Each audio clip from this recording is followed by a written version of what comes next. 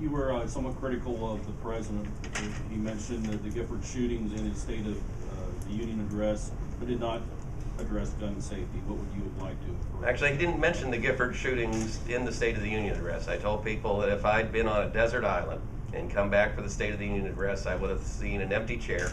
I would have seen the black and white ribbons. I would have seen a tearful family in the First Lady's box, and I wouldn't have had any idea why that chair was empty, why the people were grieving. There was no connection made between the chair being empty and what happened there, and reminded me a little bit of the Harry Potter movies, where somebody's missing at Hogwarts, the prominent student, but he who shall not be mentioned is hanging over. Well, in this country, it's not a he who shall not be mentioned, it's the issue that shall not be mentioned. It's gun violence.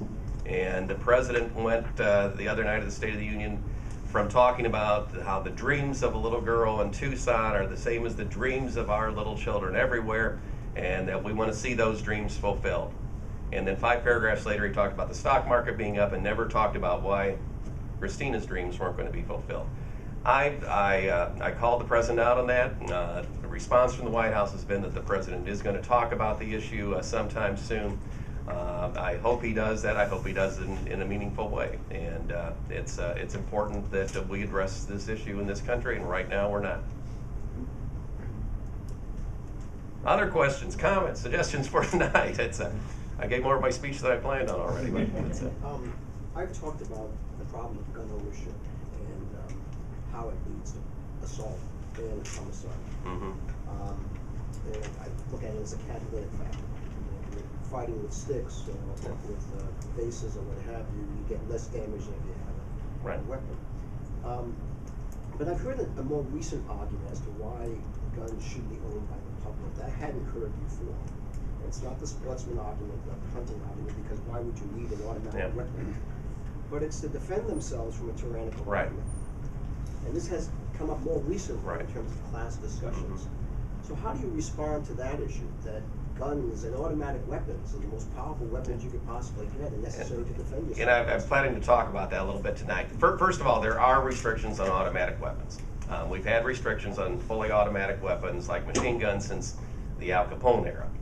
And that's actually worked fairly well. You don't see that many automatic weapons, Tommy guns, used in bank robberies anymore. It shows that gun control can work. The catch is that's about the only restriction we've done. We haven't updated it since 1934. Semi-automatics, like the one the Tucson shooter used, can get off. He got off his 32 rounds in basically 15 seconds. If he was good at it, he could have done it in 5 seconds.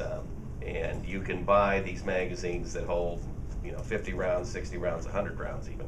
And you can also convert semi-automatics to fully automatics. So that's one issue. I'm hearing the same argument more and more, that the reason that we should allow everyone to have guns is not because hunting, not because of personal protection, not because of collection. It's so we can fight back against a tyrannical government, and that's supposedly what the framers intended. I disagree. I don't think that's what the history is, and I think that's a very dangerous mindset, and it really is one that affects public discourse. Because in effect, what they're saying is that we're no longer a government of laws, we're a government of guns, in effect. Wayne LaPierre, the head of the NRA, gave a speech shortly after President Obama was sworn in, where he said, the founders understood the guys with the guns make the rules. And that's the mindset that's coming out. And we're seeing it more and more. I'm not saying that that's what drove the Tucson shooter, but how many people remember the shooting in Kirkwood, Missouri, just a year and a half ago, or a little over 2 years ago now? There was a fellow, Kirkwood, Missouri is a suburb of St. Louis. He was unhappy with how local government was treating him. He felt the city council's ordinances were unfair to him in terms of where he could park his truck. So he was mad at the city council. He filed a lawsuit. There was a lawsuit involved. He was mad at the courts because they ruled against him, and so he considered that tyrannical government. He had gone to the city council and lost, gone to the courts and lost. And if you understand what people are saying about the Second Amendment, that means it's a tyrannical government. They are not listening to him. They are not protecting his rights. So what did he do? He went to City Hall. He first went to the police station and shot and killed a police officer. These things don't happen in gun-free zones all the time. killed the police officer, took the police officer's gun, goes into the city council chamber and starts shooting and ending up killing the mayor and the head of the board of works. And he's ending up being stopped by the city attorney who throws a chair at him. And I think 5 or 6 people were killed in that situation. That's what happens when we take that argument to its fullest extent. You know, anyone who studies history, I remind them, Shays' Rebellion. Folks were upset. Founders didn't want to encourage things like Shays' Rebellion, Whiskey Rebellion, which actually relates to Fort Wayne history because it's going on about the same time that Anthony Wayne's trying to secure things here in the West. And that was when people said the taxes are too high, how dare you tax us, and President Washington even had to get on the horse to lead the troops to fight them. I mean, to settle down before they got there. The founders believed in a government of laws. That's why they wrote the Constitution, and anyone who says that really we're a government based on guns, I think they're clearly wrong. Plus, when I think about it, is when they make that argument, what they're arguing, in effect, is they want to be able to shoot at my son-in-law in the Army. They want to be able to shoot at the folks I hired for the police department here in Fort Wayne, and I reject that and object to that, and I think we all need to do that too. So, I'll talk more about that tonight. In addition to the Tucson shootings, there has been a spate of shootings of police officers. 4 were shot in Detroit on one day. It was the same day an Indianapolis officer was shot and later died. Yet we don't see state legislators calling for any changes. I'm amazed. I mean, to have this level of gun violence in this country happening in places like Tucson, happening in the police department in Detroit, happening at the traffic stop in Indianapolis, and to have no response from our elected officials, either at the federal level or the state level, is, you know, to me, a dereliction of duty. You know, what we're doing now is not working. And again, you know, this isn't a question of we need more guns. I mean, if you're doing a shootout at the police department or at a police officer on a traffic stop, you know they've got guns. But we make it so easy for dangerous and irresponsible people to get guns, and we refuse to talk about this issue.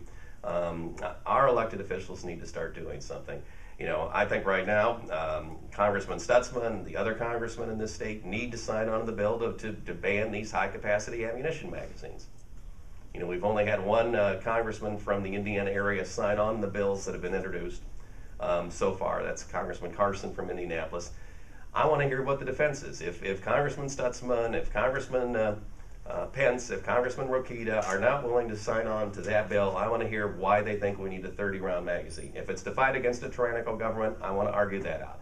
But I haven't found a sportsman yet, I haven't found a hunter yet, and I haven't found a police officer yet that thinks you need these 30-round magazines in any place except Baghdad or Kabul, unless you're planning to kill and injure a lot of people very quickly.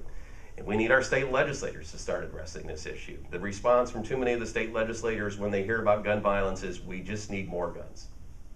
You know, in Tucson, one of the things that happened, there was a fellow with a gun at the Walgreens right around the corner. He responded quickly, he responded appropriately, he used common sense. He had his hand on the gun, he didn't pull it. And what he said is that he would have been ready to pull it and kill the guy with the gun. Now, one thing he admitted is that by the time he rounded the corner, the guy with the gun was not the killer. The guy with the gun was another hero. And that's one of the problems when we have more guns. Sometimes, you know, he acted appropriately, but if he had decided that he needed to shoot and made the split-second decision the wrong way, the person he would have shot was not Loeffner. It was one of the people that stopped Loeffner. He also had the common sense to realize that if he pulled his gun, someone might think he was the shooter or an assistant to the shooter too. That's why in the Wild West, they wore stars, they wore badges, they wear uniforms now. You know, one of the other things I point out too, just, you know, when people talk about we've got a Wild West mentality in this country, shootout at OK Corral happened within a couple miles of where the shootout, the massacre in Tucson occurred. More people were killed in Tucson at that Safeway store on January 8th than were killed at the shootout at OK Corral. You know, it's, we've allowed the weaponry to increase so much.